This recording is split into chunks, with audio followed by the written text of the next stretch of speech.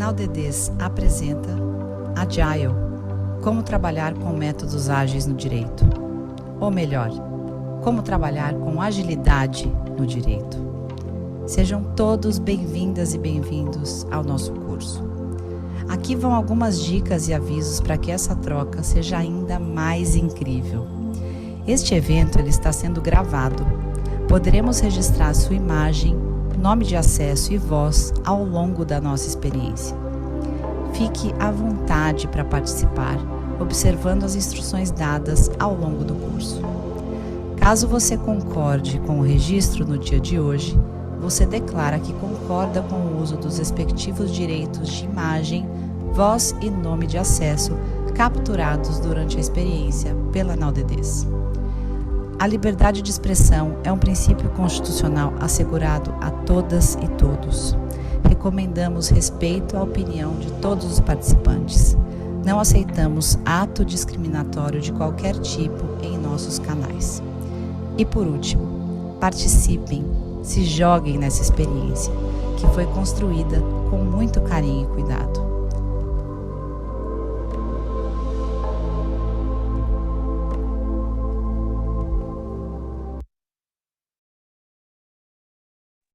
Boa noite. Tudo bem, pessoal? O que vocês acharam dessa minha narração? A voz é Boa noite. Boa noite. Boa noite. Muito legal, Boa Silvia. Vocês gostaram? Vocês acham que eu tenho talento? Eu fiz essa narração, eu falei, gente, vamos fazer uma narração, cada hora a gente inova aqui, né? Bom, queria... Lídio Moreira que se cuide. Queria dar as boas-vindas a vocês, né? Boa noite, estou muito feliz, eu e o Leandro aqui, está com a casa cheia hoje, todo mundo querendo aprender sobre agilidade, entender um pouco sobre como a gente pode transformar aí nossa atividade, nosso trabalho.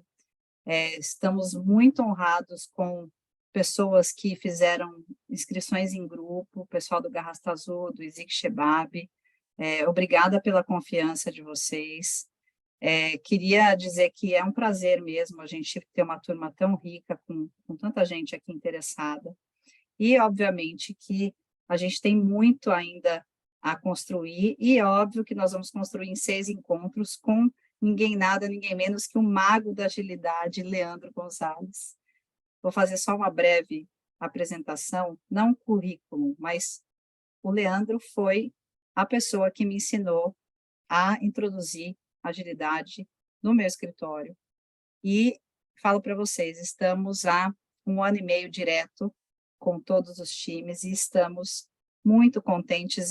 Meio que não sei como a gente trabalhava antes, essa que é a verdade.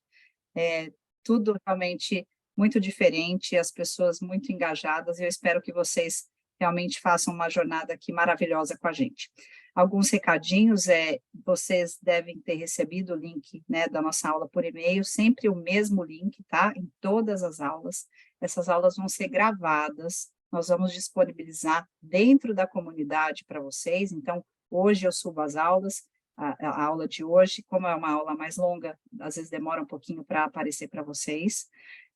Nós temos também a curadoria de materiais e temos lá um chat, onde a gente pode conversar durante o dia. Recomendo que vocês baixem o aplicativo e qualquer dificuldade, me chamem o WhatsApp, que a gente vai respondendo para vocês, tá bom?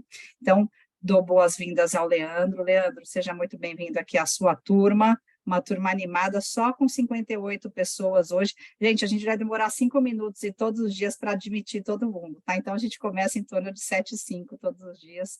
Mas, Leandro, agora a turma com você, e obrigada aí mais uma vez em estar com a gente nesse curso maravilhoso, que é sempre um sucesso aqui na NowDDs.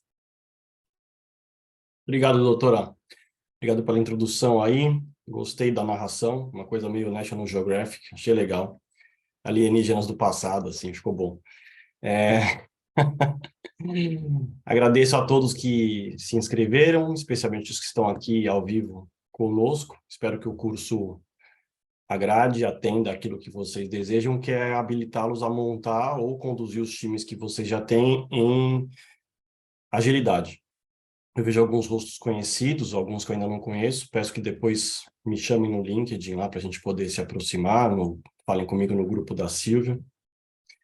E como eu falei, o objetivo é que a gente vá tendo conteúdo, permita que vocês reflitam já no hoje mesmo sobre como vocês trabalham e as dificuldades que vocês enfrentam e as transformações que a gente consegue fazer de uma certa forma rápida no ambiente de trabalho, de forma progressiva, de forma incremental. E aí que, ao final, vocês consigam estar trabalhando em 1, 2, 3, 4, 5 times, aí, dependendo do tamanho do empreendimento que vocês fazem parte, para alcançar, habitualmente, mais produtividade, mais qualidade, mais ociosidade criativa, basicamente conseguir fazer o que vocês fazem hoje, num ritmo sustentável, numa jornada que faça sentido para todos, e sempre com o objetivo final de encantar os clientes, ter um time que permaneça, que seja sustentável no tempo, então que as pessoas fiquem e continuem produzindo muito, e que a empresa, seja um departamento jurídico, seja um escritório, consiga prosperar cada vez mais. Então é uma forma de trabalhar em que todos saem ganhando sem grandes rupturas, que não a estrutura de trabalho, e uma nova forma também de pensar o como devemos desempenhar as nossas atividades. Muito bem. Doutora, posso passar direto aqui já? A gente pode começar a primeira aula? Pode sim, pode começar. Eu acho que você está podendo compartilhar a tela. Coloquei você como co-host também, caso eu caia, Sim. você está na tela e eu vou deixar você em destaque. Ótimo. Essa aula é bem diferente das demais em termos de conteúdo, e o alerta fica para todos, caso eu fale algo, que nós vamos fazer pequenas interrupções, nós vamos fazer pequenos breaks, para todo mundo conseguir fazer a parada hídrica, e se tiver alguma coisa que eu fale que vocês não compreendam, pode me interromper.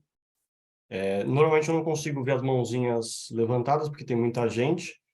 Aí, se eu falar algo incompreensível, me interrompa, por favor. Agora, comentários, pequenas dúvidas além daquilo que eu estou falando, a gente vai ter um momento para indagar. E tem o chat também, me atrapalha bastante o chat, tá? Então, eu não olho o chat, eu não consigo falar sobre o que eu estou falando, porque é um ponto de foco só. E aí, caso seja alguma dúvida em algum problema técnico, a Silvia está mais alerta do que eu nesse aspecto. Tudo bem. Tá gravando, né, doutora? Só para conferir. Sim, estamos gravando. Se alguém fizer algum comentário no chat, eu às vezes leio aqui, tá? Mas aí vocês podem também abrir o microfone, chamar o Leandro, e às vezes também está tudo bem. Isso. Tudo bem. Para quem não tem meu LinkedIn, tá aí o link. Tá entrando até um escritório agora. Podem me chamar lá, podem postar sobre o curso, tem conteúdo lá, tem o conteúdo da Nau também, tem muito conteúdo. A Silvia é bem mais ativa do que eu nesse último 1 ano aí. E antes de eu começar, já que está projetada aí a tela, eu quero agradecer a Silvia por todo o apoio desde 2020, porque foi um dos primeiros programas que eu participei, foi o podcast dela, na Nau, e foi quando a gente se conheceu, diga-se de passagem, virtualmente. E de lá para cá muita coisa aconteceu, abri meu escritório, abri minha consultoria, e nesse curso, que é o segundo que a gente faz junto, mais uma vez com muitas pessoas inscritas, ela trabalhou sozinha no lançamento, porque tive muitos problemas pessoais ao longo desse ano, desde dezembro. Agradeço a Silvia publicamente aí por ter me apoiado, por ter sempre confiado, para a gente ser parceiro de quase 3 anos já, e que muitos outros venham, inclusive com outros temas, não só com esse, que a gente possa se desenvolver muito. E agradecer a todos vocês, que sem vocês não teria curso, né? Essa aqui é a realidade, é o interesse de vocês, a vontade de mudar, de transformar o ambiente de trabalho, que faz com que a gente tenha um porquê fazer as coisas. Tudo bem. Nós vamos estudar gestão ágil jurídica. Tem Scrum muito, a base toda é do Scrum, mas tem muito mais do que isso também, e tem toda a forma de intelecção do Scrum para o universo jurídico. Então, a gestão ágil jurídica eu construí ao longo de 2 anos, 2016 até 2018. A partir de 2018, eu consolidei isso nos times que eu trabalhava no Itaú até 2020, mais ou menos, quando eu comecei a desenvolver mais, e aí comecei, inclusive, a ministrar sobre o tema. Então, se vocês virem por aí gestão ágil jurídica,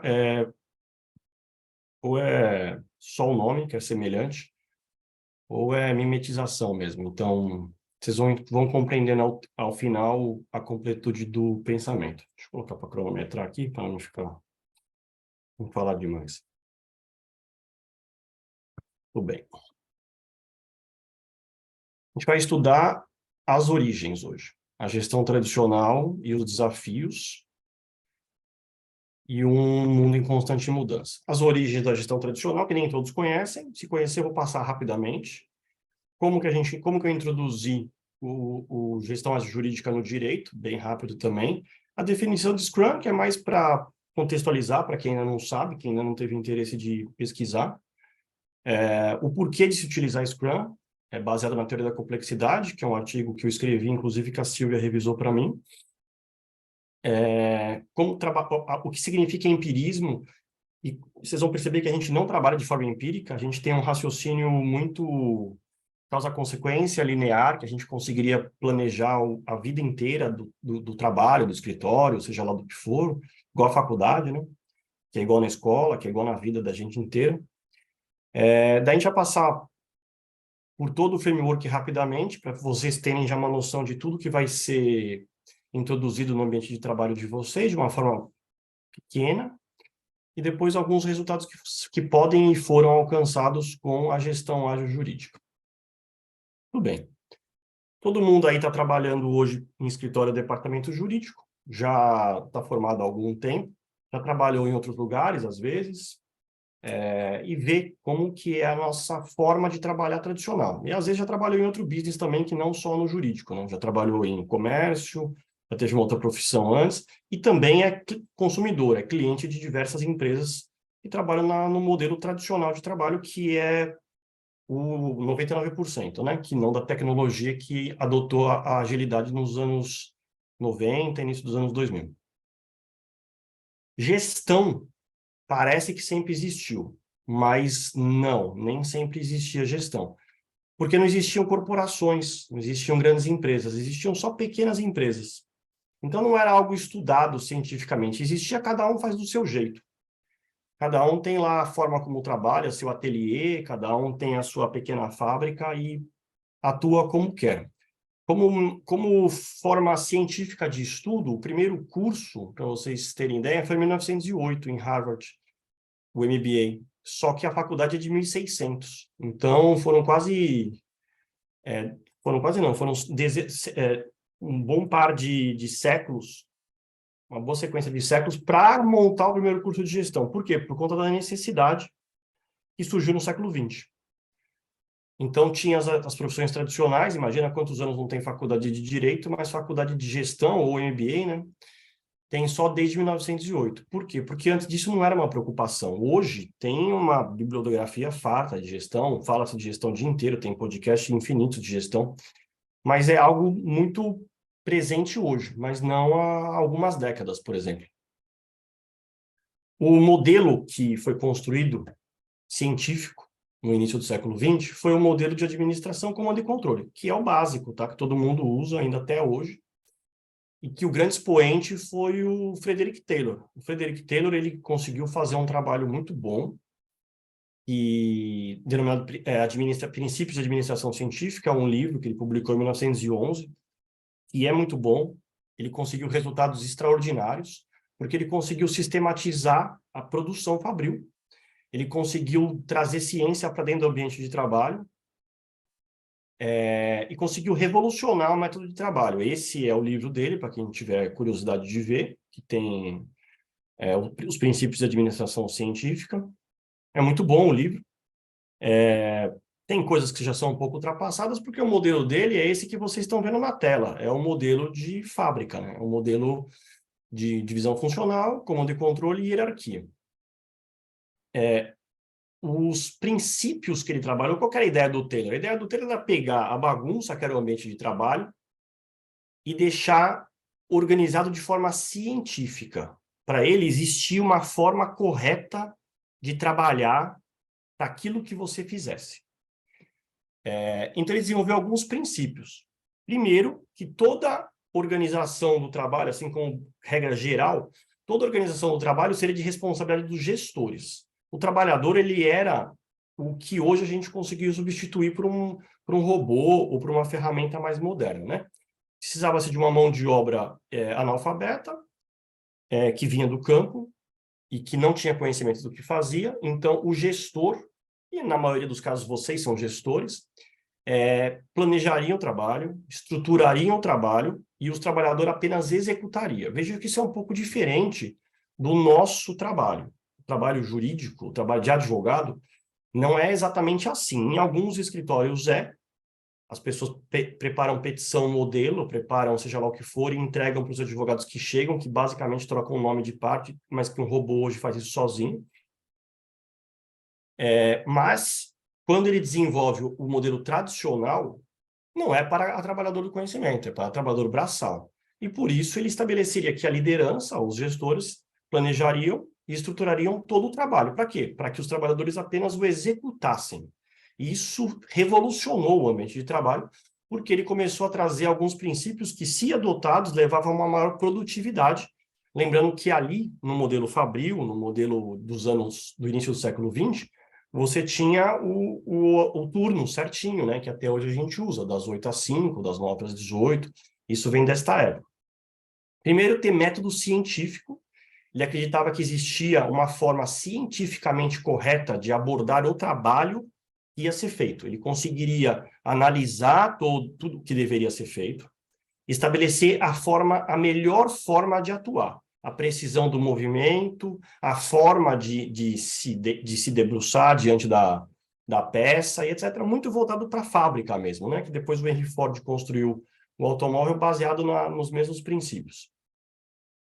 Haveria, além de um modelo científico de trabalho, e não a melhor prática, e não a experiência, mas um modelo científico, também uma divisão funcional e hierárquica que fica clara da própria definição dele, que é os gestores definem o como e os trabalhadores executam. Então, tinha claramente uma divisão funcional. Quem era o chefe, ele zelava para que a forma de trabalho fosse adotada perfeitamente pelos trabalhadores.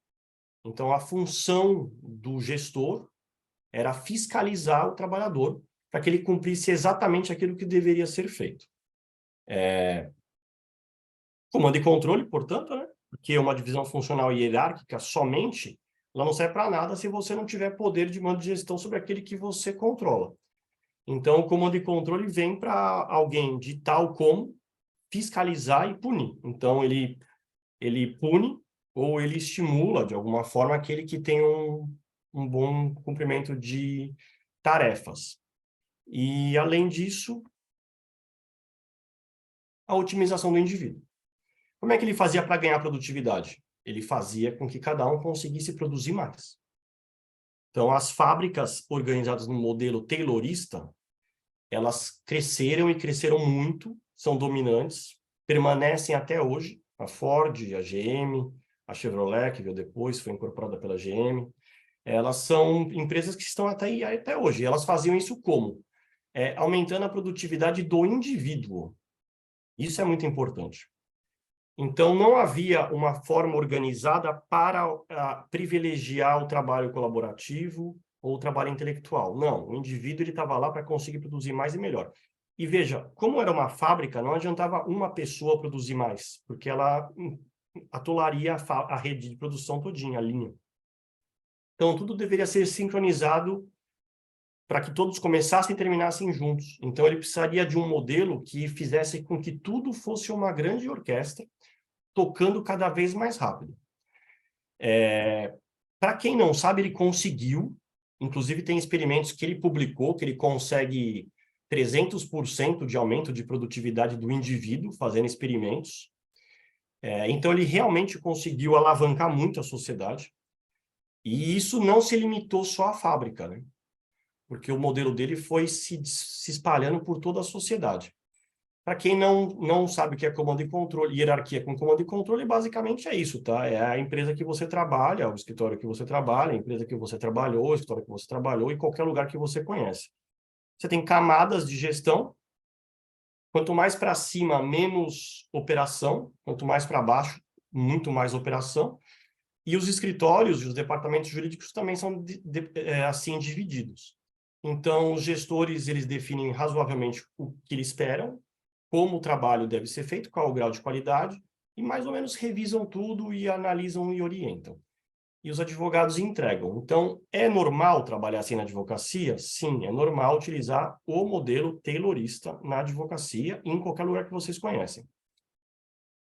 O modelo do Taylor, de hierarquia, comando e controle, divisão funcional, ele não está presente só, por exemplo, no time ali que você está vendo.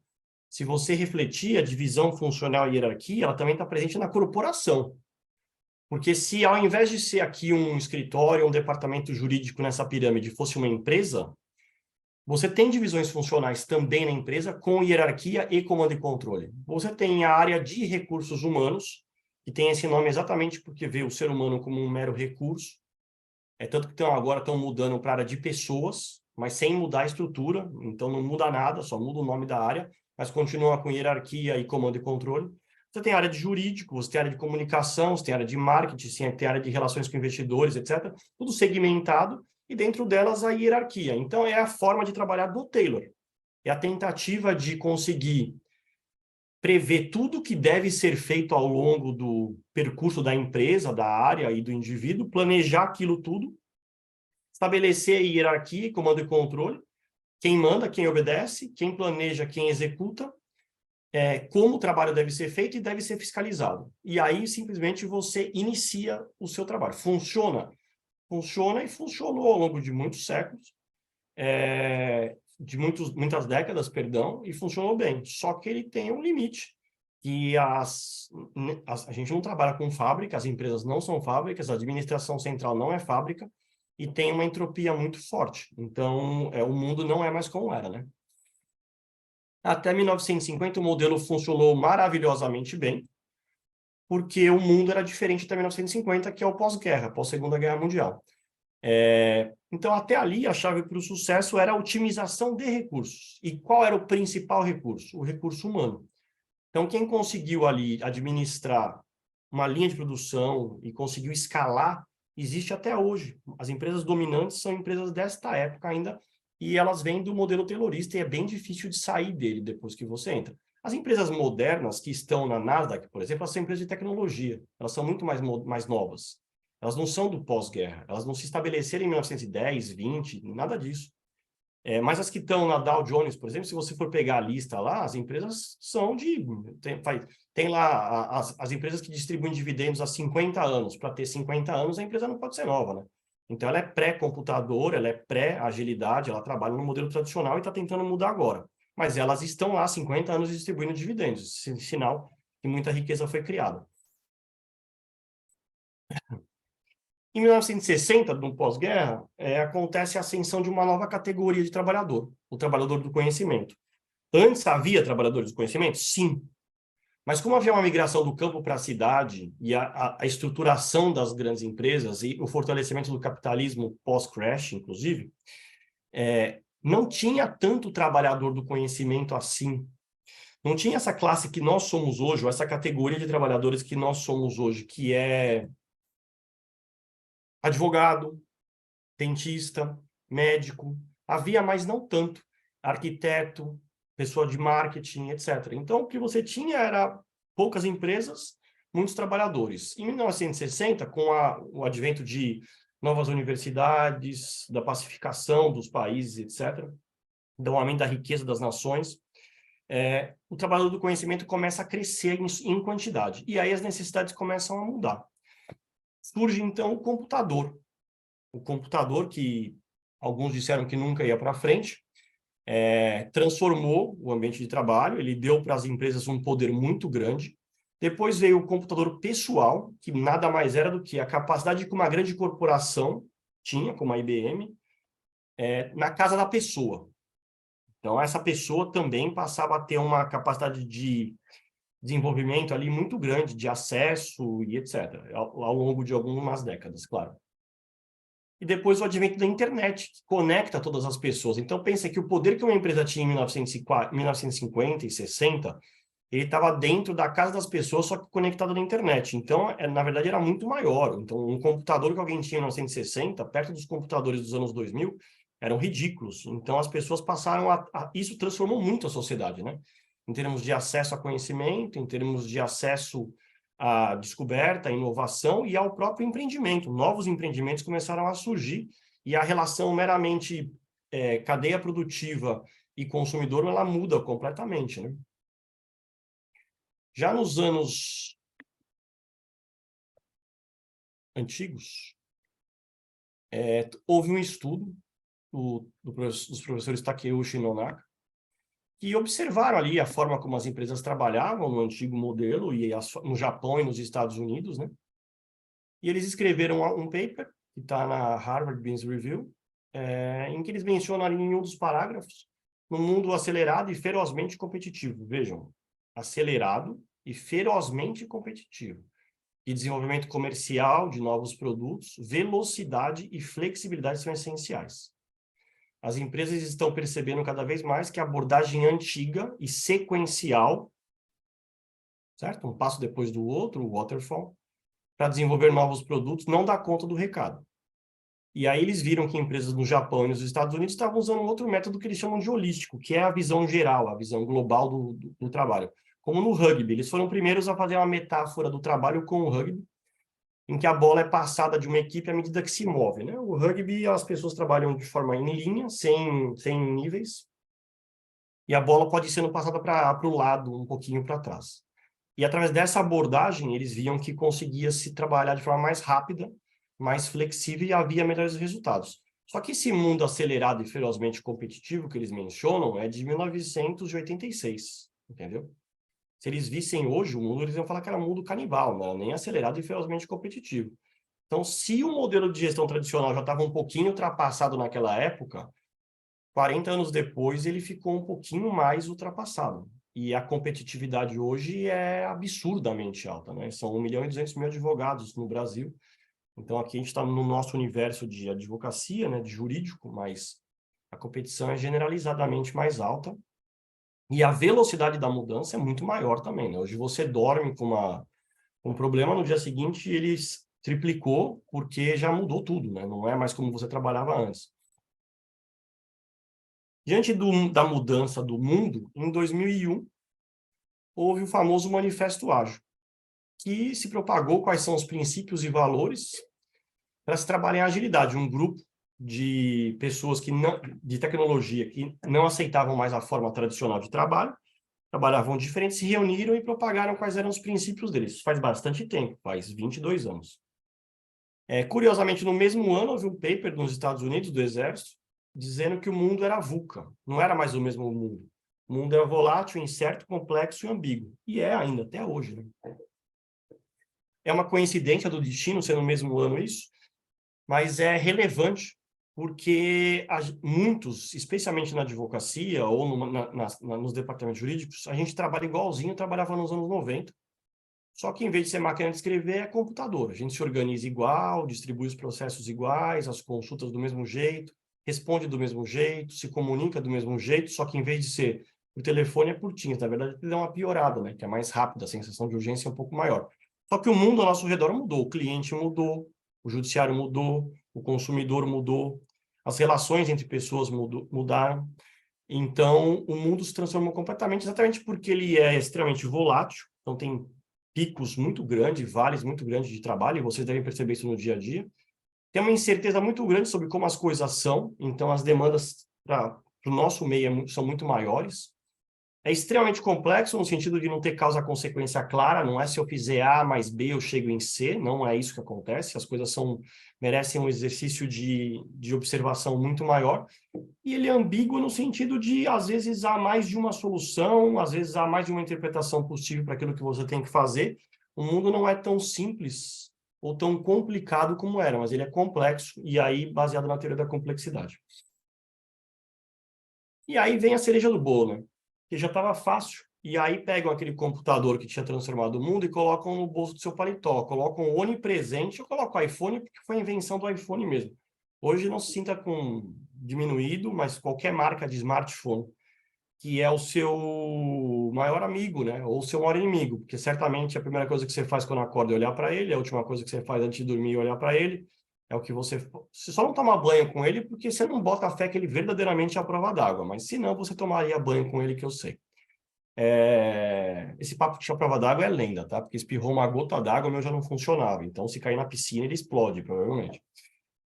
Quando fizeram o iPhone, aí a casa caiu de vez, entendeu? Porque antes o seu cliente telefonava, você tinha secretária.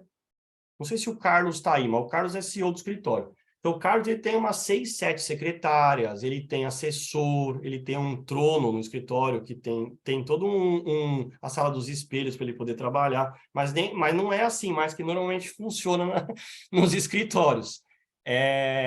A pessoa ligava para a secretária, daí falava, eu queria falar com a doutora Silvia. Ah, pois não, eu vou. Quem quer falar com ela? Ah, a Karina.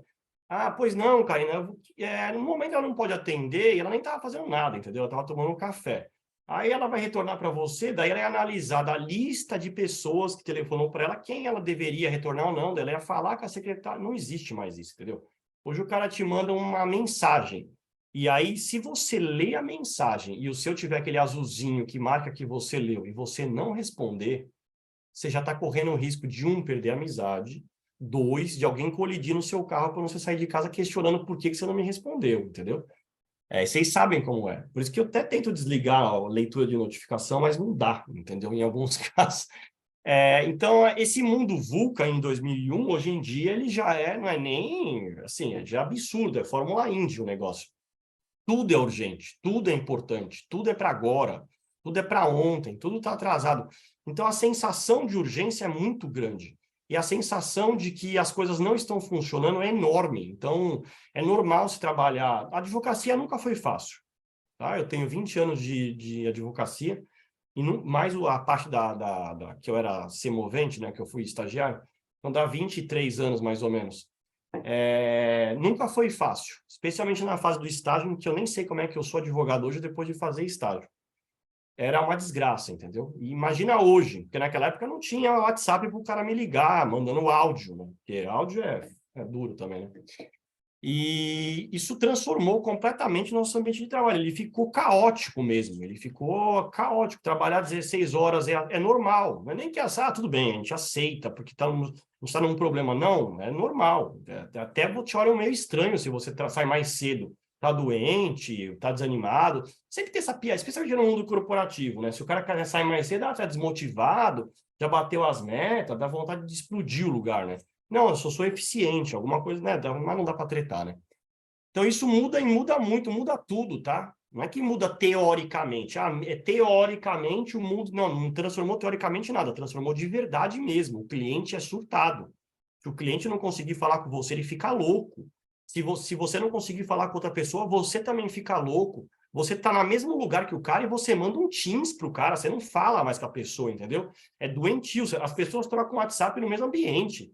Você chega numa mesa, olha no restaurante, as pessoas combinam de sair junto, daí ninguém se fala. Todo mundo fica no WhatsApp.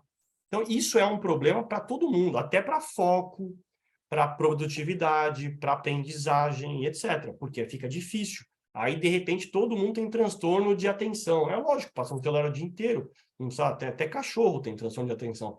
Passar o dia inteiro no celular, na tela infinita ainda por cima, né? Quais são os problemas das estruturas que falam assim, mas, Leandro, as estruturas não trouxeram riqueza e não funcionaram até hoje? Não é meio arrogante da sua parte querer transformar a advocacia? Não, eu não quero transformar toda a advocacia. Eu quero transformar a advocacia para quem não está feliz, para quem acha que podia ser melhor, para quem acha que, diferentemente de um professor que eu tive que profetizou a própria morte, ele falou que para ter sucesso na advocacia tinha que abrir mão da vida. E aí ele morreu com 40 anos, entendeu?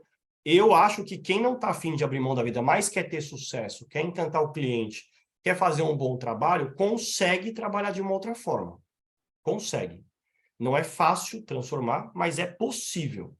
A questão é, as estruturas tradicionais chegaram a um ponto que elas se transformaram em gargalo para a atividade.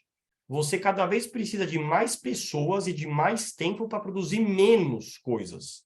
Então, você está gastando mais, trabalhando mais, para ganhar menos, ou para pelo menos tentar se manter ativo no mercado. E como é que eu sei isso? Bom, primeiro porque eu trabalho há muito tempo e sei que qualquer estrutura que a gente montar tem uma entropia muito grande. Ela começa a se corroer corroer, corroer, corroer, e ela não é planejada para se auto-organizar, para se limpar, para corrigir os próprios erros que ela vai gerando. Então, você vai empilhando problema, problema, problema. Quem trabalha normalmente no departamento jurídico sempre tem uma força-tarefinha para fazer, um grupinho de trabalho para não sei o que lá, e aqueles negócios que é uma desgraça, que você tem que parar tudo que você está fazendo para olhar um monte de coisa que você tinha que ter olhado há muito tempo atrás, enquanto seus prazos ficam correndo. Significa que depois do expediente, você vai trabalhar no que você deveria ter trabalhado. E também bater meta, né? Ah, vamos bater meta? Vamos. Depois das 8 eu bato meta quando eu terminar de trabalhar, que não tem nada a ver com a vida real e a meta que traçaram para você. Por quê? Porque a estrutura não privilegia o trabalho fluido, não privilegia o trabalho intelectual, não privilegia a comunicação, não privilegia a melhoria contínua. Quais são os problemas claríssimos que, de repente, algum de vocês tem? Não tem comunicação entre silos. Por quê? Porque tem silo. O silo, pela própria natureza, é para não ter comunicação, ele é fechado. Como é que vai ter comunicação entre silos? Não tem transparência, obviamente, entre silos também. E também não tem transparência dentro dos silos, ninguém sabe nada. Provavelmente algum de vocês já teve uma experiência de ter um colega de trabalho que sai fora, e aí você começa a descobrir um monte de coisa que estava sem fazer, ou que estava errado, ou que não tinha ninguém reportado. Porque ninguém sabe o que tem que ser feito. Não tem transparência. Então, assim, se o cara sai fora, você vai abrir as gavetas, tem protocolo que foi feito que ninguém sabe, tem pedido do cliente que ninguém viu, tem coisa que tinha que se coisa que se deu errado e que ninguém ficou sabendo. E não porque ele é maldoso. Se você sair fora, vai acontecer isso com você também, porque tem um monte de coisa na sua gaveta lá que ninguém está sabendo. Porque chega de todos os canais, né? Chega do WhatsApp, chega do e-mail, chega por carta, chega por telex, tem gente que usa até fax hoje em dia, né? Acredite se quiser. A produtividade é muito baixa, se não é de baixíssima qualidade. Então, tem escritórios que conseguem volume, mas que dá vergonha. E tem os escritórios que trabalham muito para produzir pouco. Como que eu sei? Porque dá para produzir muito mais no mesmo tempo, muitas vezes, se a gente tiver algumas estruturas diferentes no trabalho, né?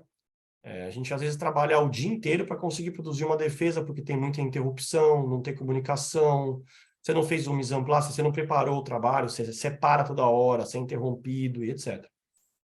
Quando você monta uma estrutura tradicional, você prepara ela para algo conhecido, um volume médio. E trabalhar na média sempre vai dar merda, sempre. Eu sei que não era para falar palavrão, doutora, mas estou me segurando aqui só um, beleza? Quando você monta uma estrutura tradicional, ela trabalha na média. Na média tem 50. Quanto veio? 48, tudo bem. 53, beleza. 10. Aí ninguém faz nada, porque veio 10.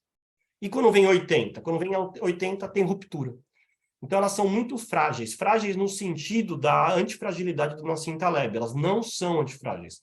Elas não se beneficiam da volatilidade. Elas se rompem na volatilidade. Elas acabam, entendeu? Não tem adaptabilidade diante da mudança.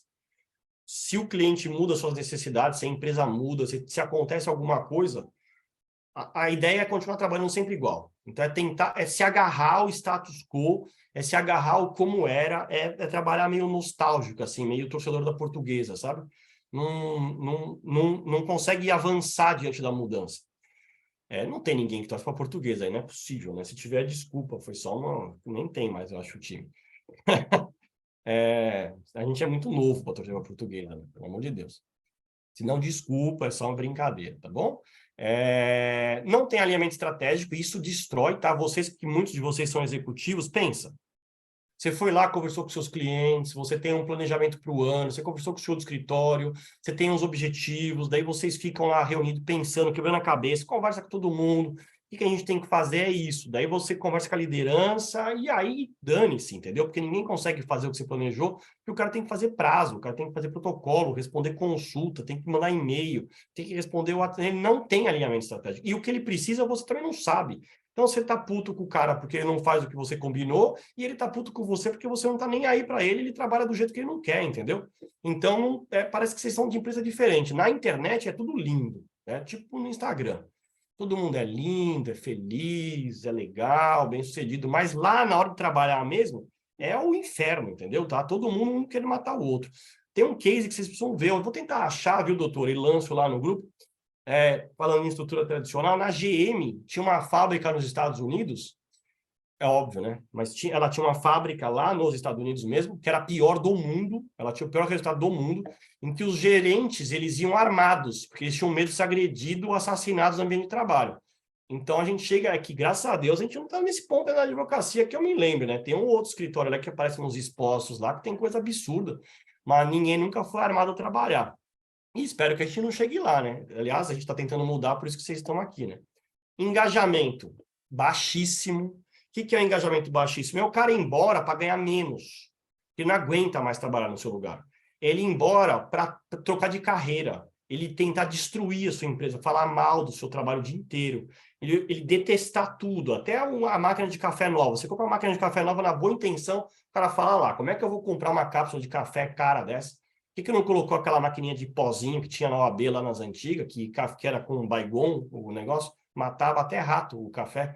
O cara não está afim. E a Força de Trabalho Mundial tem a gloriosa marca de 30% de engajamento. Significa que você paga para o cara te entregar bem menos do que os 100% dele, entendeu? E é desperdício da vida dele e da sua, né? Também do seu dinheiro. Não tem melhoria contínua, tem melhoria ocasional. Como é que é a melhoria ocasional? Quando o chefe fala que tem que mudar tudo e todo mundo sai correndo igual louco para transformar, ou quando o cliente liga e fala, não quero mais, está uma porcaria seu trabalho, eu vou mandar para outro. Aí acontece a mudança. Só na crise, só na dor, é só quando dá febre. É só painkiller, não tem mudança, não tem vitamina, é só analgésico. Não tem nada que você tome para longo prazo ficar bom. É só para acabar com a dor no momento. E não é nem de pirona, é coisa muito pior que tem que tomar. Não tem inovação, eu adoro.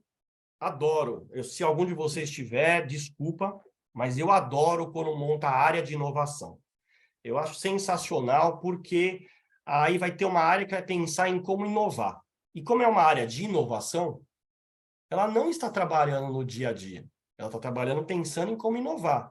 E o coitado que está trabalhando no dia a dia, que ninguém perguntou como é que podia fazer o trabalho dele diferente, ele não inova, porque ele não é da área de inovação. Inovação é algo muito maior do que ter uma área de inovação. Inovação é uma forma de pensar o trabalho.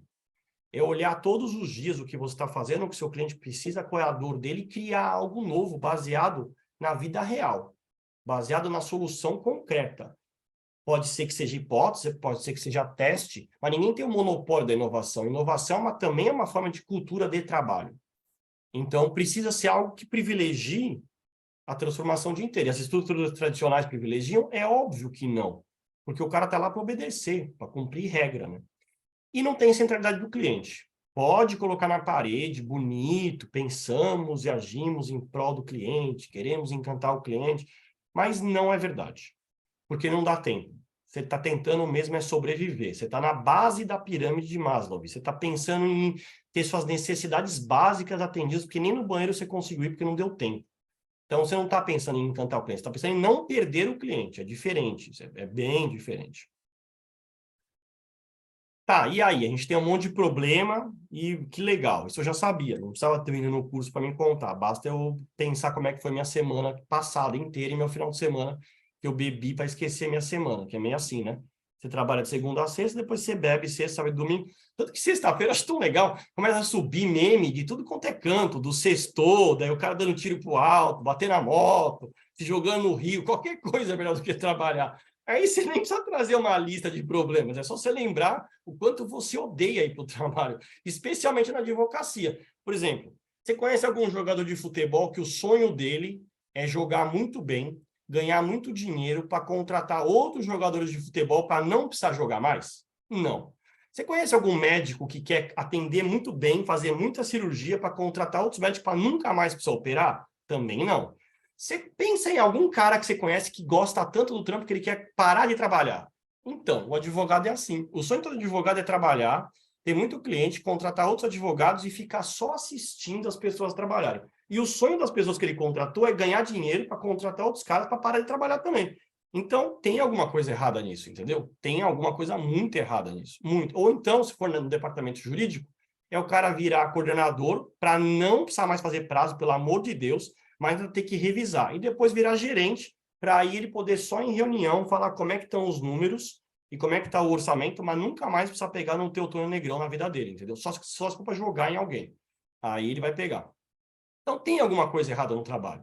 Entendeu? Porque a gente escolheu uma profissão para trabalhar muitos anos, entendeu? Não vou entrar em depressão, mas para trabalhar, tipo, 30 anos, 40 anos, né? E não para poder entrar pela Previdência, senão você vai passar fome. E aí? E aí que dá para trabalhar diferente. Dá. Eu sei porque eu também odiava trabalhar. Eu também tinha time que não, assim, trabalhava o dia inteiro. Também fiquei doente. Se vocês forem listar todos os remédios que vocês tomaram para tentar ficar calmo, eu conheço todos eles. A Silvia Piva conhece todos eles. Pode ficar tranquilo. Por quê? Porque é estressante, não é só para vocês. Não é que vocês estão fazendo errado. A gente está fazendo como a gente sempre fez. Como todo mundo fez. Como o nosso bisavô fez, para quem teve advogado bisavô, eu não tive. O avô, o pai, o irmão mais velho, do mesmo jeito, entendeu? Então, os mesmos problemas que eles tinham, a gente tem. Só que eles tinham em 1920, 1950, 1980.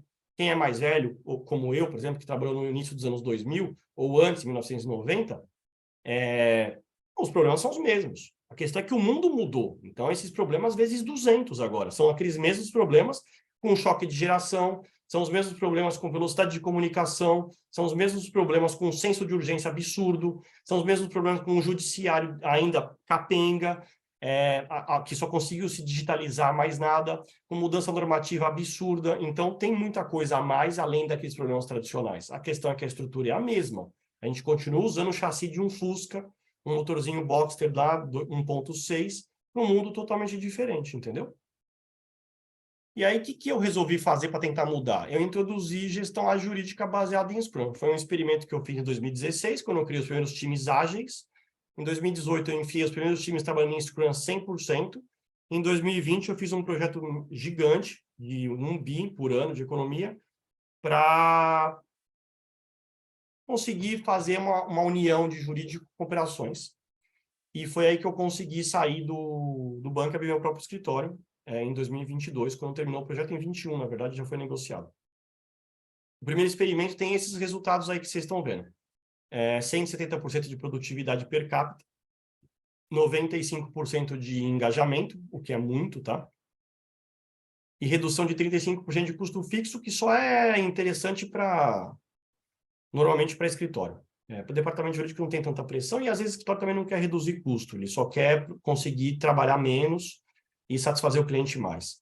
E aí o resultado de tudo isso, obviamente, é alta satisfação de clientes. Esses números são reais, auditados, já foram vistos 1 milhão de vezes, todo mundo já olhou lá, no Itaú isso aí, tá?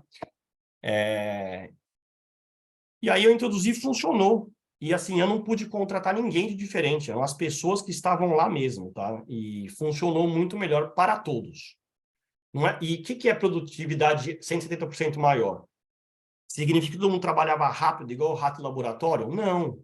É que a gente conseguia trabalhar sem nunca ter feito hora extra na vida, desde 2016 até o dia que eu saí, nunca ninguém fez hora extra, que era proibido, senão mandava embora.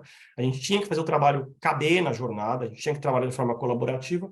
A gente conseguiu triplicar o trabalho que cada um fazia, como? Se organizando, melhorando semana a semana. A prova de que não era trabalhando de uma forma insana é o engajamento, medido por pesquisa interna, não por minha pesquisa, 95%. As pessoas trabalhavam mais e felizes. E por que tinha redução de custo? Porque o diretor, em 2018, ele falou, vamos ver se seu Scrum funciona mesmo, eu vou tirar 12 advogados de você e vou te entregar toda a área, só que vai ter que funcionar com 12 a menos. Eu falei, beleza, vamos ver. Óbvio, né, que eu quase morri no dia, achando, será que vai dar mesmo? Mas funcionou. E funcionou bem, é um resultado muito consistente ao longo de muitas e muitas e muitas sprints, com alta satisfação do cliente. Eu vou fazer uma pausa agora, que deveria ser com 25 minutos, foi com um pouquinho mais. Alguém tem alguma pergunta sobre o tópico? Ou podemos passar para um intervalo de 5 minutos?